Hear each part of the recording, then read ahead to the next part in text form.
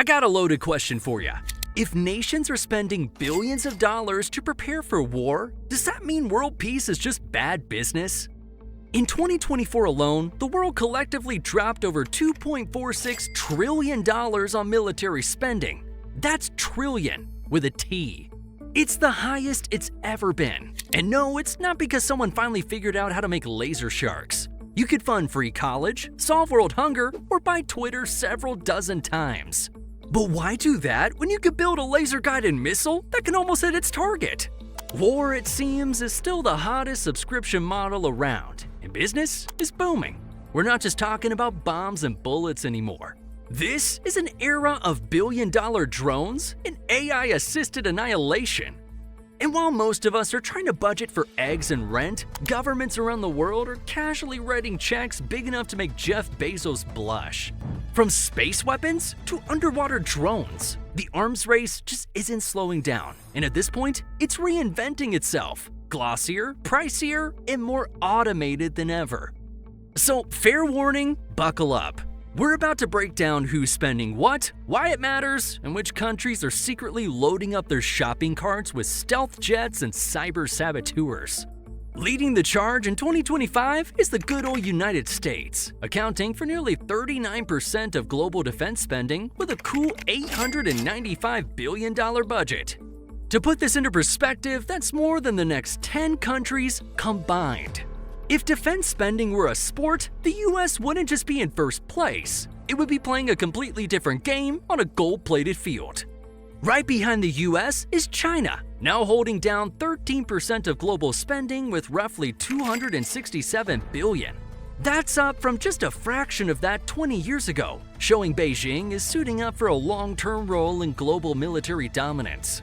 Russia, despite sanctions and economic challenges, is still allocating nearly $127 billion to defense.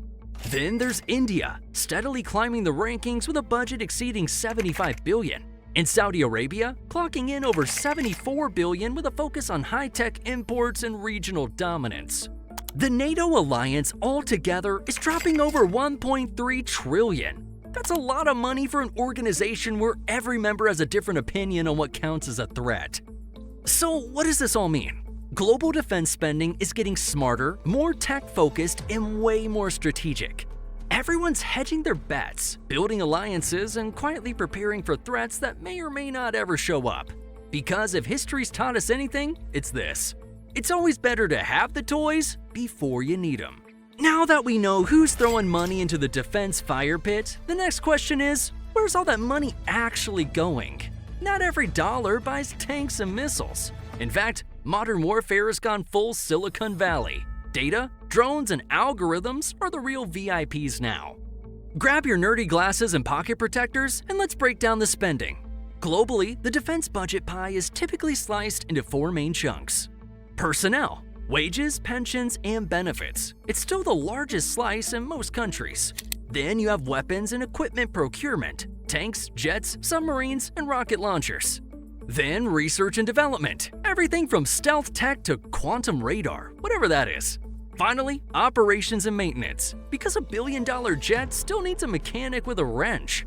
In the US, for example, about $170 billion goes into procurement, while R&D alone tops $140 billion, a figure that outpaces the entire military budget of countries like the UK or France. That's how you get things like F-35s with 800,000 lines of code and still can't fly in the rain. Now, critics often ask, why spend this much? The US justifies it with a combination of global leadership responsibilities, deterrence strategy, and the need to maintain military superiority in every domain.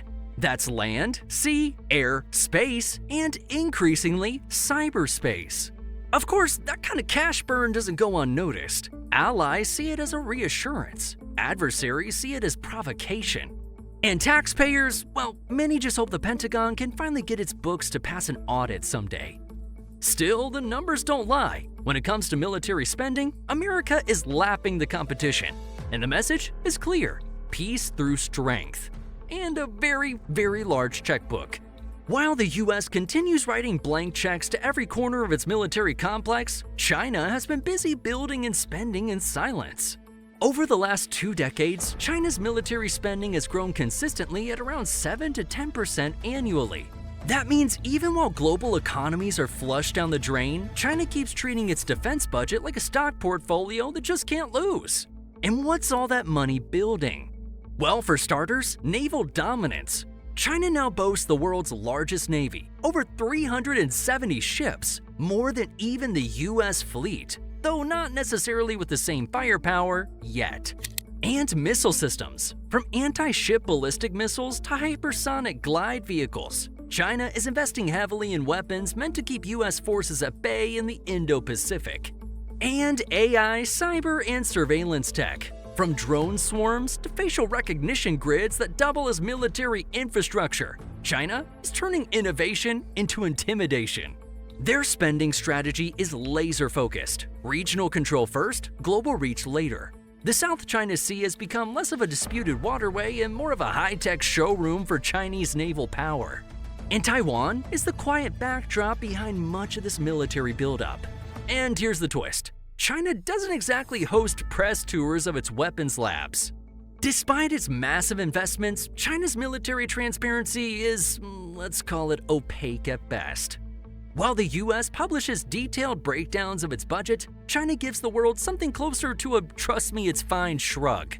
Some experts estimate that true Chinese defense spending could be much higher than the official numbers suggest, especially when you factor in off-the-books funding for tech development, cyber units, and that mysterious research station on the dark side of the moon. Probably not, but who's checking? Still, one thing's for sure. While the West debates spending limits, China's quietly building a war machine with long-term vision and very few breaks. No flashy PR, no reality show generals. Just slow, steady escalation. And if you blink, you might miss them becoming the next global military superpower. Russia, despite sanctions and economic strain, still manages to prioritize weapons development. Their budget is relatively modest in comparison, but they've always specialized in punching above their financial weight, focusing on missiles, electronic warfare, and nuclear modernization. Countries like France and Germany are trying to modernize, investing heavily in joint projects like the Future Combat Air System. But getting EU nations to agree on a single fighter jet is like trying to plan a group vacation with 27 cousins. Everybody wants a window seat, nobody agrees on the playlist, and nobody knows where they want to eat. When we think of military superpowers, we usually picture the US, China, and Russia, with their enormous budgets, cutting-edge tech, and tanks the size of small cities. But sometimes the real David versus Goliath moments happen when smaller nations punch far above their weight. There's a surprising number of countries out there with small budgets and big ideas. These nations have figured out that you don't need a massive budget to make a serious impact. You just need to invest in the right technologies.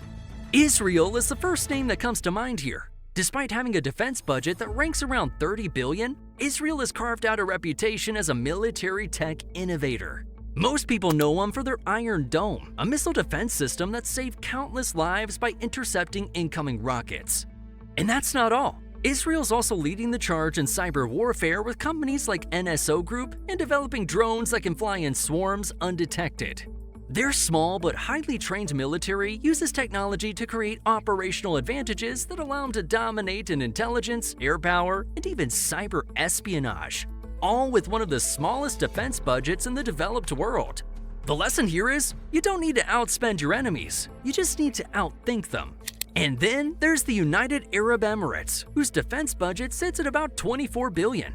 While the UAE may not have the firepower to rival the US military, they've managed to field some of the most sophisticated weapon systems in the world.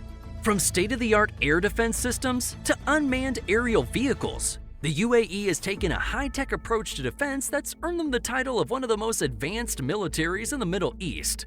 The UAE's focus has been on air superiority and military intelligence, not to mention their partnerships with defense tech companies like Lockheed Martin and Raytheon. In short, they know how to get the most out of their defense dollar without going over budget. South Korea is another fascinating case. Their defense budget of about $46 billion shows how far they're moving in terms of military capabilities. They're invested heavily in advanced rocketry, missile defense systems, and cyber warfare capabilities. South Korean's K-9 Thunder self-propelled artillery is one of the best in the world, and their anti-missile systems are so advanced that they rival some of the US's own technologies. On top of that, their military is tied into a global supply chain of defense contractors, giving them access to some of the best weapons and tech the world has to offer.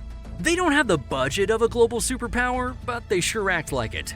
As for the rest of the world, these countries are proving that size doesn't always matter. Good news indeed. While the US and China might be building bigger tanks, the UAE and Israel are building smarter, more agile forces that rely on technology, intelligence, and precision to do more with less. And it's not just about staying ahead of the curve. These guys are the trendsetters, setting the bar for what's possible when it comes to military tech. So, as global defense spending continues to climb, we gotta ask ourselves, where's all this money really going? Yeah, the military-industrial complex is alive and well, and it's clear that countries are investing heavily in future warfare technologies. But as much as we love the idea of shiny new weapons and autonomous drones, the big question is, are we building a safer world, or are we just setting up the most expensive game of Risk the world has ever seen? The next global conflict might not be decided by tanks or fighter jets, but by a few lines of code or a high-tech satellite being knocked out of orbit. The future of warfare is more about speed, intelligence, and automation than ever before. And when countries like the US, China, and Russia are throwing trillions at this new age of war, we can all see the future of warfare unfold in real time. And that's where it gets really interesting and a lot terrifying. What are your thoughts on this? Drop a comment and let us know. Also, hit the notification bell so you don't miss the next part.